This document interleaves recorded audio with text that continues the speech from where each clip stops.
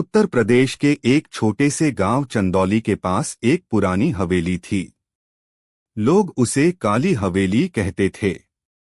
कहा जाता था कि वहां एक चुड़ैल रहती है जिसकी लंबी काली चोटी, सफेद साड़ी और उल्टे पैर हैं।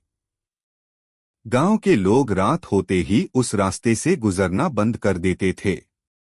लेकिन एक दिन शहर से आया एक युवक अर्जुन इन कहानियों को झूठ समझकर उस हवेली की सच्चाई जानने निकल पड़ा।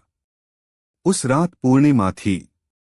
चांदनी में हवेली और भी डरावनी लग रही थी। टूटी खिड़कियों से हवा की सिसकारियां आ रही थीं। अर्जुन ने जैसे ही अंदर कदम रखा, दरवाजा अपने आप बंद हो गया। कौन है वहां? उसकी आवाज कांप गई। अचानक ऊपर से पायल की छन छन सुनाई दी। धीरे धीरे सीढ़ियों से एक औरत उतरती दिखाई दी। उसके लंबे बाल चेहरे पर फैले हुए थे। उसने सिर उठाया, उसकी आंखें लाल अंगारों जैसी चमक रही थीं। तुम यहां क्यों आए हो? उसकी आवाज भारी और डरावनी थी। अर्जुन पीछे हटने लगा।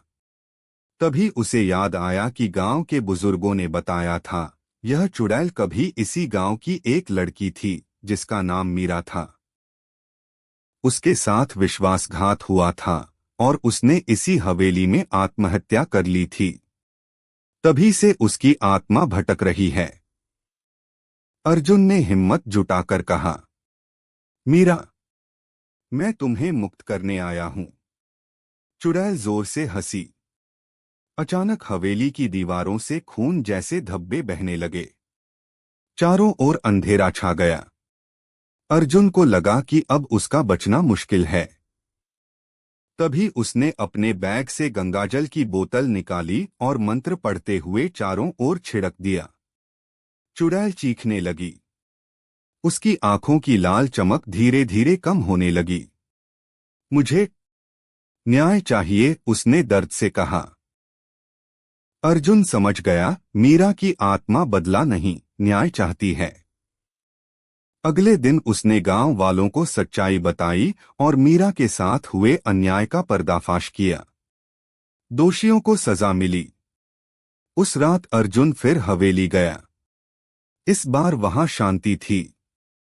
चांदनी में एक हल्की सी परछाई मुस्कुराती दिखी और फिर हवा में विलीन हो गई। काली हवेली अब शांत थी। लेकिन आज भी जब पूर्णिमा की रात होती है, लोग कहते हैं हवेली के पास से गुजरते समय पायल की हल्की आवाज अब भी सुनाई देती है। शायद मीरा की आत्मा अब भी देख रही हो कि कोई और अन्याय न हो।